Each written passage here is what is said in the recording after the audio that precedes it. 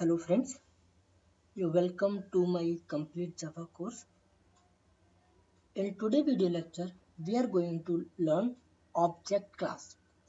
In this video lecture, we learn what is the importance of the object class, what is the methods of object class, and more detail about the object class. So let's start. Object class in Java. Object class is the parent class of all the classes in Java by default. In other words, it is the topmost class of Java. Object is the parent class of built-in class and user-defined class. It means every class extends object class, whether it is a predefined class or user-defined class. Every class extends the object class. So the object class is class, your class name or predefined class name extends object. Whether you extend the object class or not, it is automatically extends every class like number, boolean, character, byte, short, integer, long, float, double, thread, every class, whether you create like a test class or student class, employee class, every class extend the object class. So there are a few methods of object class. We will discuss one by one. First one is getClass method. GetClass method returns the class object of this object. Means in Java there is a class type of a class. There is a like a object class, employee class. In the same way there is a class type of the class in Java. So getClass method return the class type of object. Okay, hashcode method return the hashcode number for this object. Every object have an hashcode number. If you want to get that hashcode number, you can get that hashcode number by the help of hashcode method. Next one is the equal method. Equal method compares the given object to this object. Means you call two object, you check the equality of two objects by the equals method. Clone method creates and returns the exact copy of this object. If you want to create the copy of an object, then you can use the clone method. ToString method returns the string representation of this object. Notify method wakes up single thread waiting on this object's lock. Notify all, and all three wait methods we will discuss in the multi-threading, because this is the part of the multi-threading and these methods is used only in the multi-threading.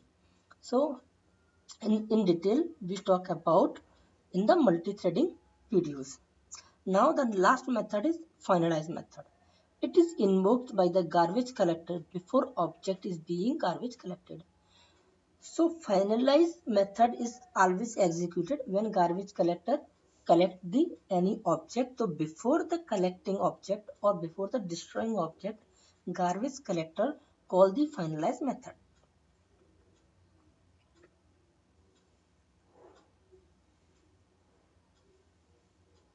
So methods of object class, since every class extends object class, so all the methods of object class will be inherent in every class.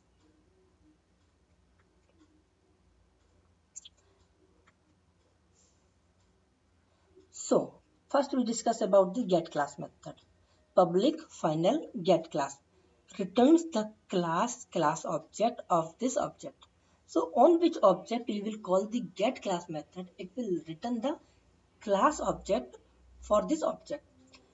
You can call dot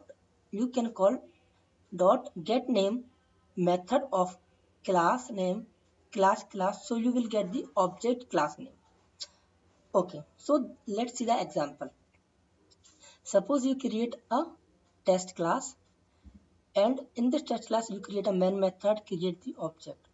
On this object test, if you call the get class, then you will get the class type of object. On this object, if you call the get name, then you will get the class name as an output.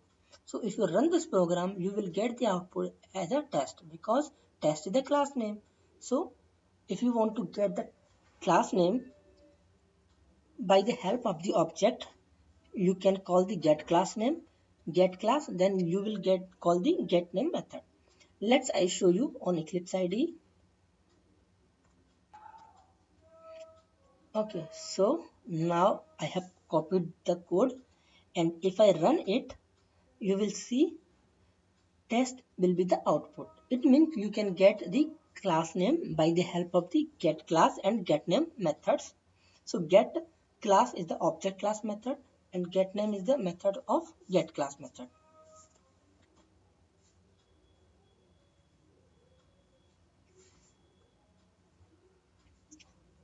Now the next method is public int hashcode. Hashcode methods returns the hashcode number for this object. Like we create a test class here and we create the object of the test class. If we call the test.hashcode method, we will get the hashcode number for this object. So let's I show you on the Eclipse IDE. So here we are trying to print the hashcode number of test object. So first I will clear this console. Okay, now I will run it.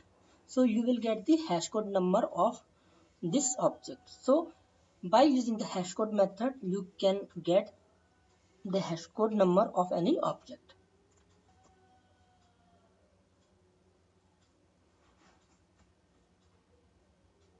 Next one is public boolean equals method.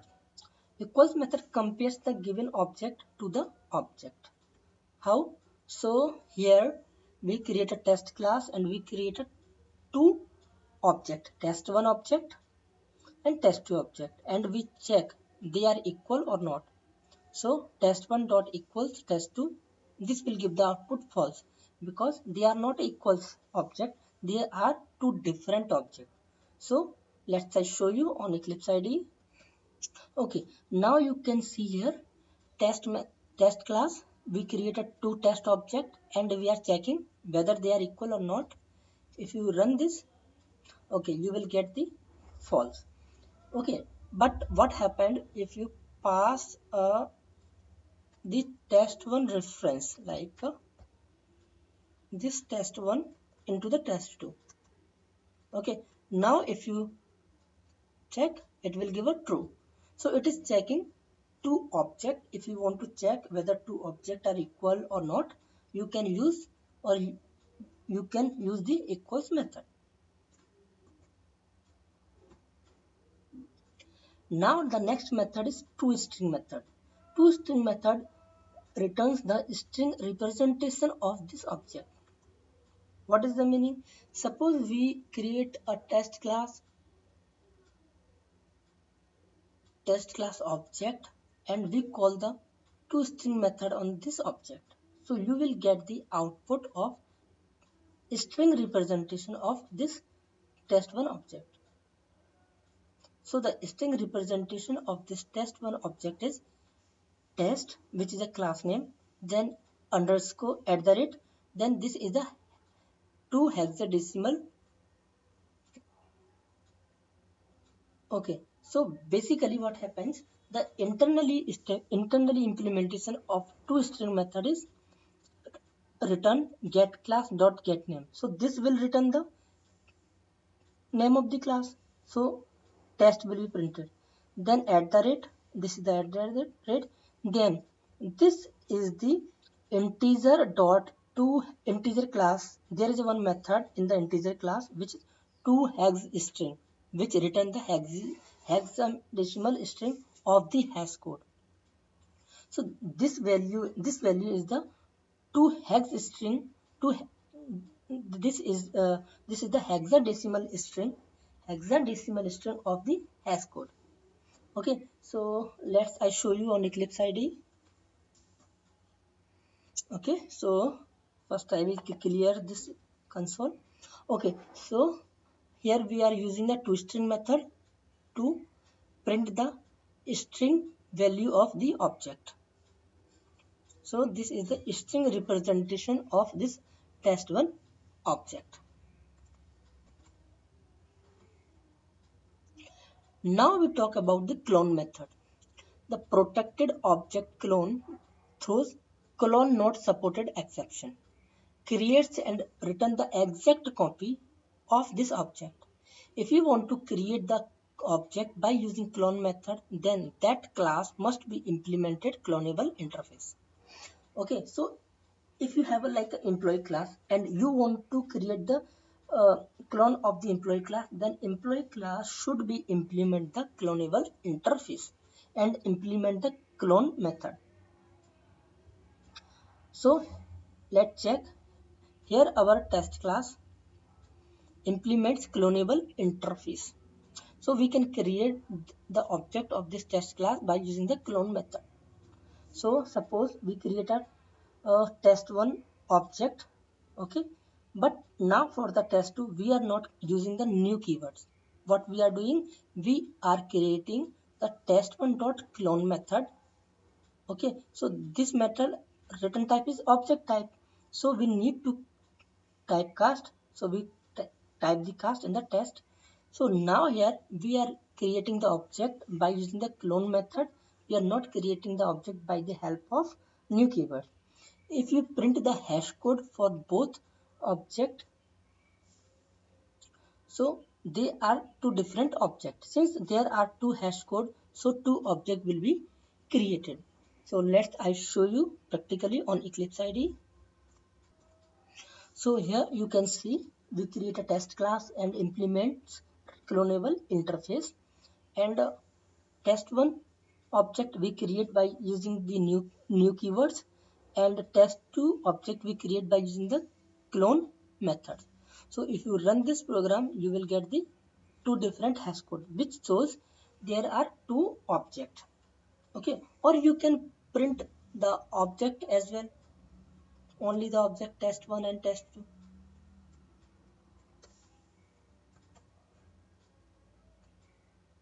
Okay, so you can see there are two different objects.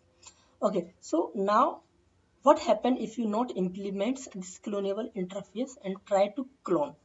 It will give the compilation error or not? No. Let's see, run it now. At the compile time it throws colon not supported exception. So for the cloning purpose you need to implement the clonable interface.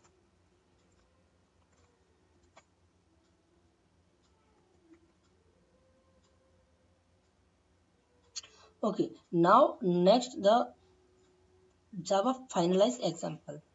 So we have discussed about the finalize method.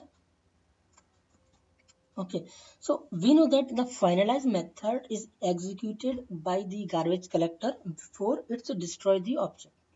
So here we are looking the finalize method example. So suppose we create a class finalize Java finalize example. Okay, so we create a main method, create the object for this class, and here we print the hash code of this object. Now what we are doing, when an object now you can ask how the garbage collector recognize which object is available for the garbage collection or for the available for the destroying. So answer is, if any object has the null value, that object is available for the garbage collector, or garbage collector can destroy that method. So what we are doing, first we create the object, we print the hash code, so we will get the output that this object has created. Now we are passing the null to this object. Now this object is available for the garbage collector. Now we can call the garbage collector. Garbage collector mainly called by the JVM for the garbage collection or the destroying the object. But if you want to call the garbage collector manually, you can call by the GC method, garbage collector method of the system class. System is a class in Java. We'll learn in the upcoming videos what is the system class uses and what is the methods of system class. But here, just see, there is one method GC in the system class. If you call this method GC, so this method is start the garbage collector. It indicates that garbage collection should be started. Okay, now we are overriding the finalize method and we are printing the finalize method called. So what happened when the object is deleted by the garbage collector? Before the deleting the this object, garbage collector will check if there is any finalize method is available in the program. Yes, so it will print this, it will execute the finalize method. So here, so the output will be here. We are printing the hashcode method. Okay. Now after the executing the garbage collection, it will print end of garbage collection. It means garbage collector has been executed. Then means start. Garbage collection is start. So but before the destroying the object, it will execute the finalize method, and after the executing the finalize method, it will delete the garbage, it will delete the object. Okay, so let's I show you this example on Eclipse IDE.